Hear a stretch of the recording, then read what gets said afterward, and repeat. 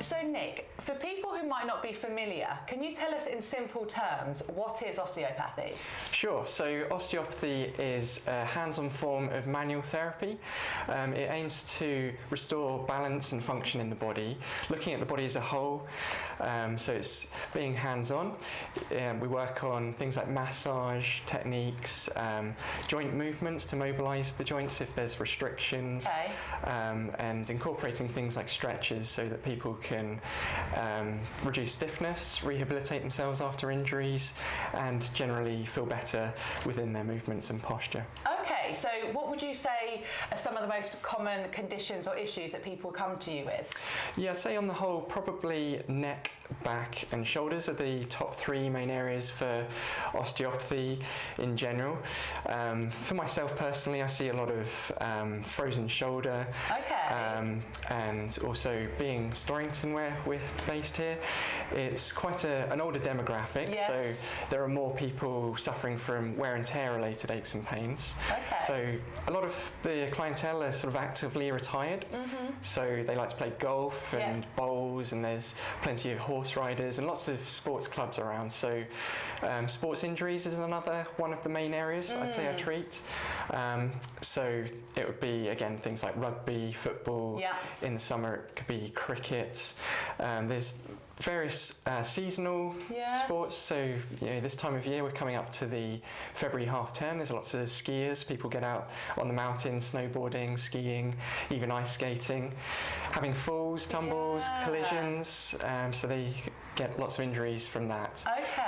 So yeah, personally, frozen shoulder, sports injuries and wear and tear related. Perfect. And what would you say the difference is then between osteopathy and chiropractic care or physiotherapy? Yeah, so whilst they're all quite similar in their approach, they all look to restore movement, improve function and reduce pain. There are subtle differences, even though there's overlap.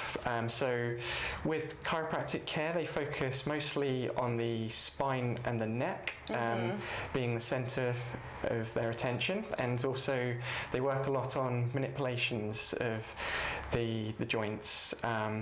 Physiotherapists, they look at more the rehabilitation side of things, so it could be from particular injuries, and they'll look at movement patterns, biomechanics as well, and try and improve those more. So osteopathy, as I said, is a little bit more looking at the body as a whole, how everything's interrelated, and looking at posture and lifestyle things that can factor in as well to their overall well-being. So talking about lifestyle factors, how would you say that osteopathy is linked to mental well-being and stress management? Yeah, so a lot of the time if people have stress and tension, this can accumulate in your shoulders, upper back, neck particularly. So people quite often hunch up, their posture rounds, their shoulders come forward, it affects their breathing, their lungs are compressed. Internal organs slightly more compressed as well. So osteopathy can help with improving, basically opening up the body, improving posture. We'll look to reduce the tension in the neck and shoulders particularly, so that will help to reduce things like headaches, which is also something that stress can lead to.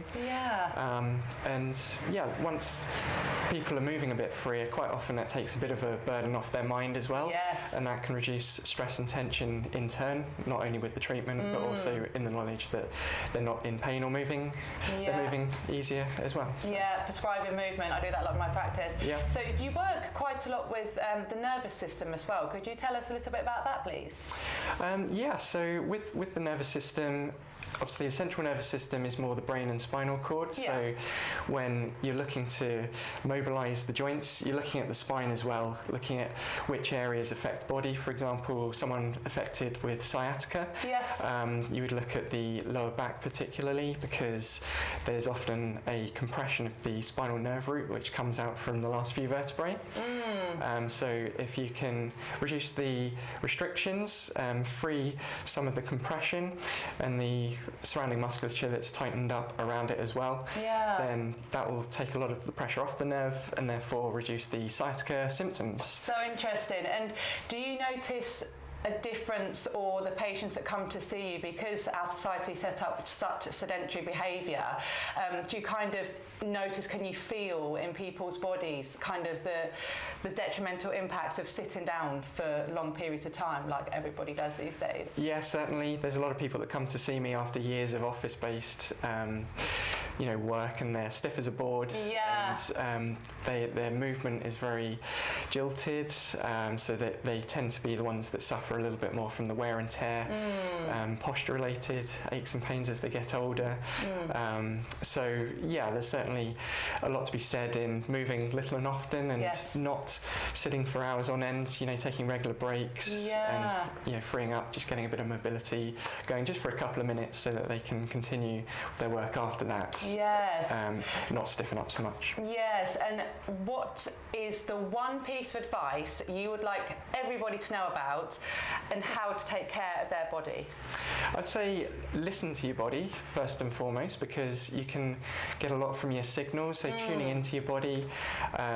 If something doesn't feel right, if you're doing a sport, for example, you're getting some tweaks, obviously, listen to that, stop if you have to, stretch out, do some mobility work, whether it's seeing an osteopath or another therapist.